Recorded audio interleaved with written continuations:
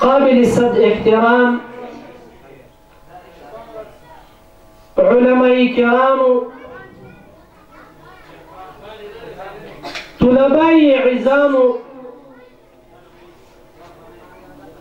او د دې علاقې مخلصو دیندارو دیانتدارو او په دین مینو مسلمانانو ورونو، الله رب العزت په موږ او تاسې باندې ډېر غټ فضل او کرم وکړ چې په داسې مقدس او عظیم محفل کې د شرکت کولو توفیق راکړ. الله رب العزت دې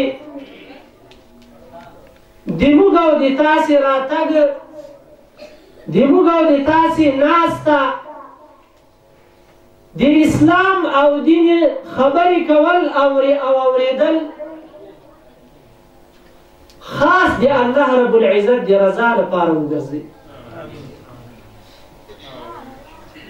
محترم و معزز و قدرمن مسلمانانو، موږ او تاسې ډېر زیات خوش قسمته یو، ځکه جناب محمد مصطفی صلی الله علیه وسلم فرمایي وایي چې په کومه علاقه کې د قرآن عظیم الشان تلاوت کیږي، د قرآن عظیم الشان عظمت بیانیږي، الله رب العزت هغه علاقه له خپل عذاب نه بچ ساتي. الله رب العزت په هغه علاقه باندې خپل عذاب نه نازلوي. الحمدلله ثم الحمدلله د علماو له برکته، د حفاظو کرامو له برکته او د مدارسو له برکته د هر یو کور نه اوس په لسهاو اوازونه د قرآن عظیم الشان راوځي. سبحان الله الحمدلله ووایي. دا د الله رب العزت فضل او رحم ده په موږ باندې. عزتمندو موږ او تاسې بیا ډېر زیات خوش قسمته یو. حضرت محمد مصطفی صلی الله علیه وسلم فرمایي وایي چې کومه یو غونډه، کوم مجلس او کوم محفل د مسلمانانو مؤمنانو جوړ شي او د دغې غونډې او د دې محفل او د دې مجلس غرض او مقصد دین اسلام او د الله رب العزت رضای. الله رب العزت له دغو کسانو سره چې په دې مجلس او دې محفل کې شرکت کړی، الله رب العزت وعده کوي چې د دې مجلس له ختمېدو نه مخکې به دغو کسانو ته چې په دغه مجلس کې شرکت کړی د ټولو ګناهونو مغفرت الله رب العزت ورکوي. الحمدلله ثم الحمدلله.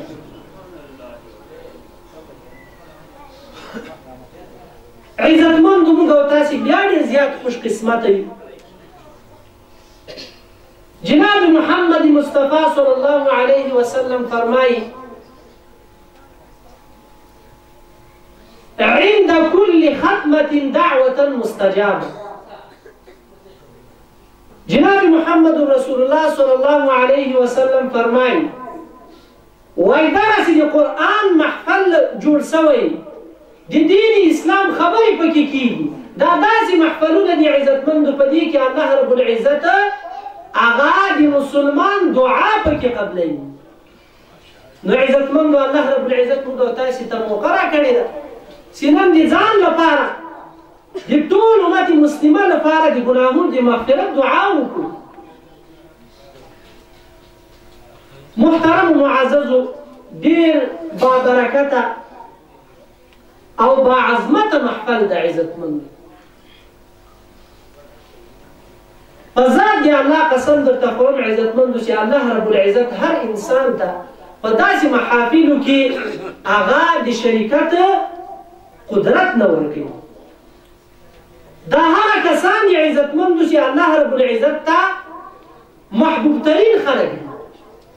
دغه اوس به داسې کسان دي چې هغه به فی الحال په ګناه باندې اخته وي او داسې کسان دي هغو ته الله رب العزت توفیق ورکړ او راغلل دې جماعت ته او دې ښکلي او بابرکته محفل کې شریکت وکړه. عزتمند قرآن عظیم الشان دی. الله رب العزت ډېر عظیم کتاب ده. د قرآن عظیم الشان اعجاز دا ځان ته موضوع ده. قرآن عظیم الشان سره چې د چا تعلق دا عزتمندو ځان ته موضوع ده. قرآن عظیم الشان عزتمندو په ټولو آسماني کتابونو کې کوم کتابونه چې دنیا ته الله رب العزت نازل کړي 104 کتابونه دي. په دې کې دا 100 صحیفې دي او 4 غټ کتابونه دي. په دغه ټولو کې الله رب العزت اوچته مرتبه قرآن عظیم الشان ته ورکړي. قرآن عظیم الشان دا دی الله رب العزت کلام هم دا او دی الله رب العزت کتاب هم دا. نور آسمانی کتابونه الله رب العزت سره نازل کړي دي دا دی الله رب العزت کتابونه دي خدا دی الله رب العزت کلام نه ده. الله رب العزت په یو وار باندې دا کتابونه لیکلي هغه د وخت پیغمبر ته نازل کړي. قرآن عظیم الشان هغه کتاب د عزتمندو چې هغه الله رب العزت یو واري تکلم پې کړی او له هغه نه وروسته بیا نبي علیه الصلاة والسلام ته هغه په مکه معظمه او مدینه منوره کې په نبي علیه الصلاة والسلام باندې نازل کړی عزتمند.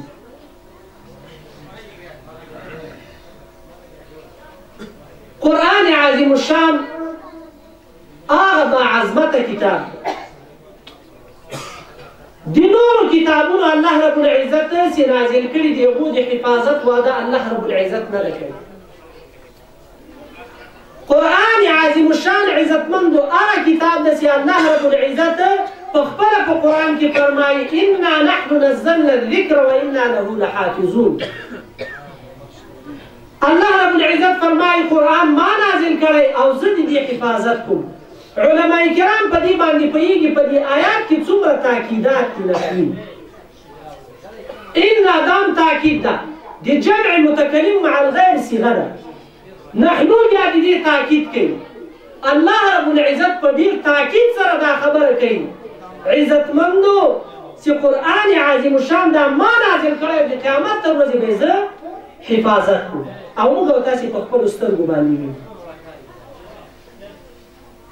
د نبي علیه الصلاة والسلام نه تر اوسه پورې تقریبا 1400 یا 1500 کاله وتلي. الحمدلله ثم الحمدلله په قرآن عظیم الشان کې تر اوسه پورې چا د یو زور او د زیر د پیش فرق هم رانهوست. ځکه الله رب العزت د دې وعده کړې او دا به انشاءالله د قیامت تر ورځې پورې همدا رقم محفوظ دی. دا د قرآن اعجاز ده. قرآن عظیم الشان هغه معجز کتاب د عزتمندو چې د قرآن د یو آیات مقابله د مکې هغو عربو چې هغه فصیح بلیغ شاعرانو او په عربي کلام باندې پوره قدرت درلوده د قرآن عظیم الشان د یو آیات مقابله یې ونه کړه. چې هغو خپل کوشش کاوه اول د قرآن عملا مقابله کوله چې کله د قرآن د مقابلې نه ولوېدل نبي علیه الصلاة والسلام سره مقابله شروع او سره د دې ګوره د قرآن اعجاز ته وګوره. دغه قرآن چې د هغه د یو آیات مقابله څوک نشي کولی عزتمندو هغه الله رب العزت د مسلمان یو زنانه یو ماشوم یو وړه ماشومه دا هغه د ټول قرآن حفظ کوي. دا د قرآن اعجاز د عزتمندو. کتاب دا رقم نه ده. یو کس به د خپلې مورنۍ ژبې یو کتاب چې دومره اندازه کې لکه قرآن مجید عزتمندو دا نه یادېږي نشي یادولی. یو وړکی ماشوم به یې بلوغ ته به نه یې رسېدلی یو وړه ماشومه به یې هغه به عزتمندو د قرآن عظیم الشان حفظ په مکمله طریقه په تجوید سره داسې حافظ به یې چې له الحمدلله نه شروع درته وکړي تر والناس پورې به ټول درته ختم شي. دا د قرآن اعجاز ده.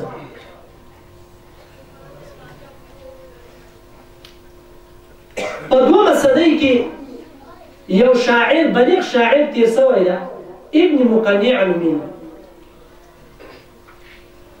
دی په عربي کلام باندې او په بلاغت او فصاحت کې پوره طاقت درلوده او عربو پوره اعتماد په ده باندې هغه کسان چې د اسلام دښمنانو مشرکانو نبي علیه صلات وسلام سره یې دښمني کوله شپه ورځ د اسلام په دښمني کې هغه عزتمندو وخت صرف کاوه نو دا شاعر ته یې وویلې وایي تا ته خو الله رب العزت کمال درکړی ته بلیغ فصیح شاعر د قرآن عظیم شان مقابله وکړه چې څه مشکلات دي څه مصارف پرې راځي د هغو ټولو هر څه عزتمندو توجه وکړي وایي هر څه مصارف دا به یې وګاده خو د دې قرآن مقابله وکړه د دې په مقابله کې یو کلام جوړ کړه یو کتاب جوړ کړه چې د دې مقابله موږ او تاسې کې وکړو هغه ورته ویلې وایي زه به د قرآن عظیم الشان په رقم باندې کتاب جوړوم خو په دې باندې به پوره یو کال لګېږي او دغه یو کال کې چې د ما د کور څومره خرچه ده څومره مصارف دي دا به تاسې په غاړه باندې اخلئ ځکه زه دا خدمت د ټولو لپاره کوم او دې مقابلې ته زه تیار یم هغه ورته ویلې بلکل د تا د یو کال د کور چې څومره خرچه او مصرف ده دا موږ په غاړه باندې اخلو خو دا کار ضرور وکړه هغه ورته ویلې وایي دا کار زه کوم نو ځان ته په یو کامره کې کېناسته او د قرآن عظیم الشانه مقابله کوي عزتمند پوره شپږ میاشتې ووتلې پوره شپږ میاشتې دا کسانو مشوره وکړه وایي تر اوسه پورې خو به یې د قرآن د آیاتو په مقابله کې ډېر شی لیکلي تاسې راځئ موږ او تاسې پوښتنه ترې وکړو شپږ میاشتې خو تقریبا نیم کال ده ډېره مقابله به یې کړې تاسې عزتمندو د قرآن اعجاز ته ګورئ هغه خلک الله رب العزت ترې عاجز کړ شرمنده یې کړ کله چې راغله نو دا ابن مقنع دا شاعر د دې مخې ته سپینه پاڼه پرته ده او قلم یې په لاس کې ده او په ډېر سوچ او فکر کې ناست ده تاسو پاڼه یې مخې ته ایښې ده او شاته د دې شاعر داسې سم انباره دا د پرچو او د ورقو د شکېدلو دا یې شاته پروت ده نو دې کسانو ورته ویلې وایي ته خو موږ د قرآن عظیم الشان د آیاتو مقابلې ته یو کال وخت درکړه شپږ میاشتې په تا باندې وتې څومره مقابله دې له قرآن سره وکړه هغه ورته ویلې وایي چې کله زه د قرآن عظیم الشان سره خپله چې کوم شعر جوړ کړم کوم عبارت جوړ کړم او د قرآن د عظیم الشان له آیات سره یې مقایسه کړم وایي د ما دا خپل ضمیر دا نه مني عزتمندو ګوره هغه کافر هم په دې باندې اقرار کوي چې دا د الله رب العزت کتاب ده او دا په دنیا کې د دې نه فصیح او بلیغه هغه کتاب معجز کتاب نسته وایي دا خپل سوچ او فکر ماته اجازه نه راکوي چې زه دا خپل کلام د قرآن عظیم الشانه له آیات سره مقایسه کړم قرآن عظیم الشان آیاتونه دا ډېر د بلاغت په انتها کې دي او هغه پاڼه زه راواخلم چې کوم عبارت ما لیکلی له ډېرې غوسې نه هغه عزتمند وشکو او ایسته یې واچو دا شپږ میاشتې مې وایي په دې باندې تېرې کړي عزتمندو دا د قرآن عظیم الشان اعجاز دی همدغه ابن مقنع د قرآن عظیم الشان یو آیات له یو مسلمان هلک نه اوري ونادى نوح ربه فقال ربي إن ابني من أهلك وإن وعدك الحق وأنت أحكم الحاكمين دا آيات أوري دا وای دی کې دومره فصاحت او بلاغت ته چې ادې ما سوچ او فکر یې را خراب کړه خپل قلم یې په منځه کې وایسته ماتې دا د قرآن اعجاز دی امرؤ القیس د جهالت یو مشهور شاعر دی او ښه تکړه او بلیغ او فصیح شاعر دی د هغه خور هغه فرمایي وایي چې کله الله رب العزت قرآن عظیم الشان نازل کړ نبي علیه الصلاة والسلام ته، مخکې د جهالت په دور کې به عربو ګوره عزتمندو الله رب العزت چې کوم پیغمبر ته کومه معجزه ورکړې هغه د هغه وخت مناسب معجزه ده. د نبي علیه الصلاة والسلام په وخت کې د فصاحت او بلاغت د دې چرچا الله رب العزت قرآن عظیم الشان نازل کړ، داسې فصیح کتاب چې د ټولو عربو مقابله ونه کړه. د امرؤ القیس خور وایي چې کله ما د قرآن عظیم الشان آیاتونه په مکه مکرمه باندې ځوړند ولیدل، نو وایي هغه اشعار چې د عربو فصیح او بلیغو شاعرانو هلته راځړولي وو، هغه وایي ما په خپله باندې ټول راوشکول، ایسته مې وایي واچول. وایي ما ویلي چې د قرآن د فصاحت او د بلاغت په مقابله کې دا اوس هېڅ هم نه دي، او هغه داسې معمولي اشعار نه وو عزتمندو، هغه اشعارو چې همدغو مشرکانو هغو اشعارو ته تقریبا 1.5 کاله سجدې کړي، 1.5 کاله هغو اشعارو ته دغو کفارو مشرکانو سجدې کولې. خو د قرآن حقانیت عزتمندو کله چې راغی الله رب العزت هغه هر څه څنګه کړه ختم کړ.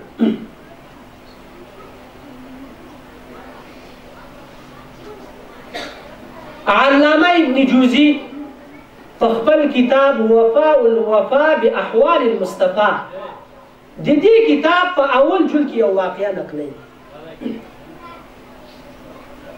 وایي امام مسلم نحوي رحمه الله هغه فرمایي وایي موږ په یو مجلس کې ناستو، د علماو مجلسو، او په دې کې د قرآن عظیم الشان د اعجاز بحث او مباحثه. نو دې کې یو کسو هغه ویلي وایي تاسې د قرآن کې څه کمال لیدلی ده، په دې قرآن کې څه کمال ده، زه دغه قرآن په 3 ورځو کې درته جوړوم. ما ته هغه ضروري شیان هغه تیار کړي د دې قرآن مقابله زه کوم، او په 3 ورځو کې زه دا قرآن درته جوړوم.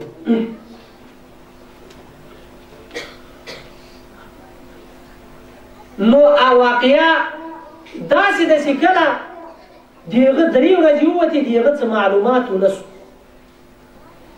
کسان پسې ورغلل چې ګوري د هغه کس په لاس کې قلم ده، او دا قلم یې همداسې په لاس کې نیولی ده او مردار ده. الله رب العزت ختم کړی او مړ. عزتمندو دا د قرآن اعجاز ده، د قرآن مقابله یې کوم. همدارکه په عربو کې یو بل فصیح او بلیغ شاعر وایي هغه په خپل قوم کې ډېر زیات تنګ سو، هغه لاړه له خپل قوم نه او په یو غره کې هغه خپله زندګي اختیار کړ.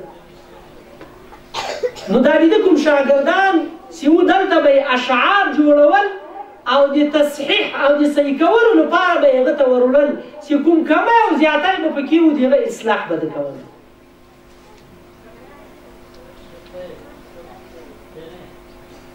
نو وایي دغه شاګردان یې ورتلل، هغه اشعار به یې د غار په خولو کې ورته کېښودل، او ده به هغه د اشعارو تصحیح وکړل، هغه نه وروسته به یې بېرته په غار کې ورته کېښودل، خپل اشعار به یې راوړل. یو ورځ یو شاګرد د قرآن عظیم الشان دغه وړوکی صورت انا اعطیناک الکوثر فصل لربک وانحر ان شانئک هو الابتر، دا صورت عزتمند ورور او هلته یې په غار کې ورته کېښوده او دی بېرته ترې رارسخت سو. عزتمندو دا د عربو او د فصیحو د بلیغو شاعرانو استاد معمولي کس نه و. نو وایي چې کله د قرآن عظیم الشان دا آیاتونه وایي د ولوستل، عزتمندو هغو ته معلومات کېده. عزتمندو علم ډېر ښه شی. ان علما وایي ګوره سحر نه ده، سحر دا ګوره د دې سحر زده کول دا حرام ده، خو د دې هغه عملي کول عزتمندو دا صحیح نه دي، زده کړه یې پروا نه کوي. علما د دې لپاره یو وجه وایي وایي ګوره چې کله فرعون موسی علیه السلام خپله معجزه د فرعون د ساحرانو په مقابل کې پیش کړ. عزتمندو دې ته سوچ او فکر وکړئ که هر کوم که عصري علومي او که دیني علومي دا عزتمندو ډېر فضیلت لري، باید یو مسلمان یې زده کړي. نو هغو ساحرانو د سحر علم زده و، نو کتابونه لیکي وایي الله رب العزت چې دغو ساحرانو ته هغه اسلام نصیب که، ایمان نصیب که عزتمندو، هغه وجه دا وه چې دوی سره د سحر علم نو، دوی ته دا معلومات وسو دغه د موږ سحر ده او دغه د موسی علیه السلام معجزه ده. نو که دا سحر علم دوی نه وای نو عزتمندو دا الله رب العزت دا مرتبه دوی ته چیرته ورکوله؟ الله رب العزت څومره اوچته مرتبه ورکړه. نو عزتمندو چې کله وایي دا آیاتونه د قرآن عظیم الشان د دې وړوکي صورت د وویلې، نو وایي په هغه پرچه باندې ورته ولیکل لیس ما قول هذا البشر، وایي دا د بشر قول نه ده، دا کلام دا عبارت دا د بشر نه ده، دا د مخلوق کلام نه ده، دا د خالق کلام د عزتمندو. هغه شاعران هم له دې نه عاجز سوي. عزتمندو علماء کرام هم را روان دي د قرآن عظیم الشان سره تعلق چې د کوم کس اوس الحمدلله د دې مدرسې نه د ناظري تقریبا 15 کسان دا ګوره فارغېږي د قرآن عظیم الشان ناظره. عزتمندو دې ته باید موږ او تاسې په معمولي سترګه باندې ونه ګورو. مخکې حدیث ګوره عزتمندو ما وویلې چې الله رب العزت په هغه علاقه باندې خپل هغه عذاب نه نازلوي چې په کومه علاقه کې د قرآن عظیم الشان هغه تلاوت کېږي. نبی علیه السلام فرمایي وایي چې کله یو کس، عزتمندو دې حدیث ته سوچ وکړئ، وایي چې کله د یو کس بچی هغه زوی که لوري قرآن عظیم الشان د الحمدلله نه شروع کړي او په والناس باندې ختم کړي، دا والناس ته چې ورسېږي وایي الله رب العزت فرشتو ته امر وکړي.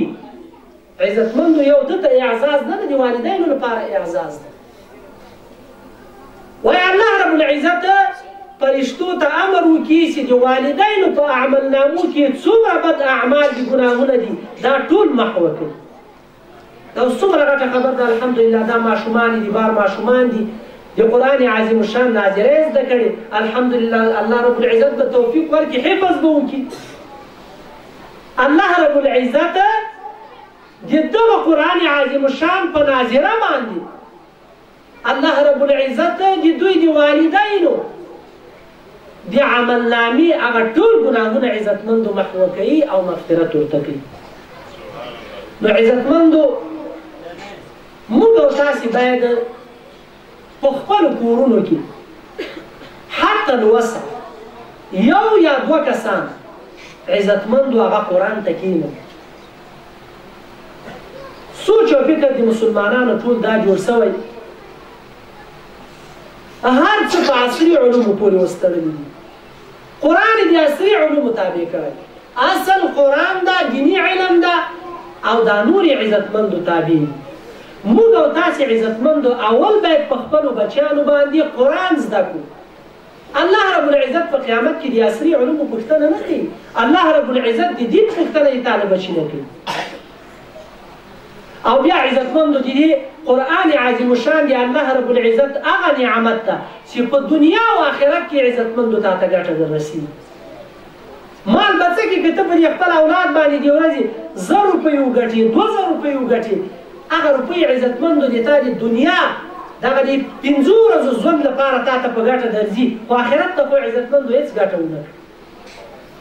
عزتمندو بچیانو نه باید د قرآن حافظان کوشش وکړو، عالمان ناظره خو باید عزتمندو په اوس ټیم کې په خپلو بچیانو باندې مکمل زده کړو، اگر که زیات مشکلات نو محترمو څه مېلمانه چې راغلي دې ټولو ته موږ ښه راغلاست وایو. الله رب العزت دې د دوی قدمونه په حسناتو کې حساب کړي او الله رب العزت چې د دغه مجلس څومره فضیلت بیان کړی او په دې باندې څومره ثوابونه مرتب کړي، الله رب العزت دې موږ او تاسې تک په دې کې شریک کړي او الله رب العزت دې موږ او تاسې دعاګانې قبول کړي. وآخر دعوانا الحمد لله.